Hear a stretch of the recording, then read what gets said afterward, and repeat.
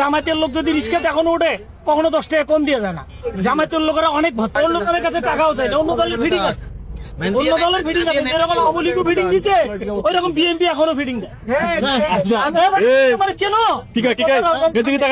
বেটা, তুমি আমার চেনো, একটা 10 টাকা দিয়ে 50 মামা ঠকা হয়ে গেল, তুমি আমার চেনো, তোমার আমার চিনতে শেষ।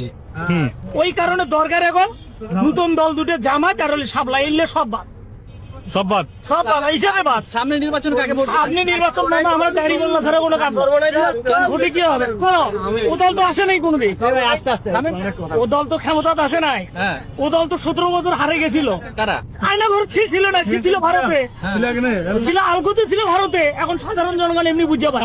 সারাদিন আমরা গাড়ি চলাই, আমার মানুষের প্রশাসন থেকে বিভিন্ন লোক উঠলে এরা বলে, আমরা এই কারণে কথাগুলো শুনি, বলে সালাউদ্দিন কাদের ভারতে যা দালালি করছে। এখন এই যে মনে করো ভাষণ দিতেছে, বলে আমাকে গুম করছিল, গুমের খবর পাওয়ার পর গুম ঘর কোনটা আয়না ঘর কোনটা। মামা এলে সবাই এরকম আছে। কাকে ভোট দিবেন নির্বাচনে? আমরা কোনো আওয়ামী লীগের দালালো না, বিএনপি দালাল, আমরা হলো ভোটার, সাধারণ লোক।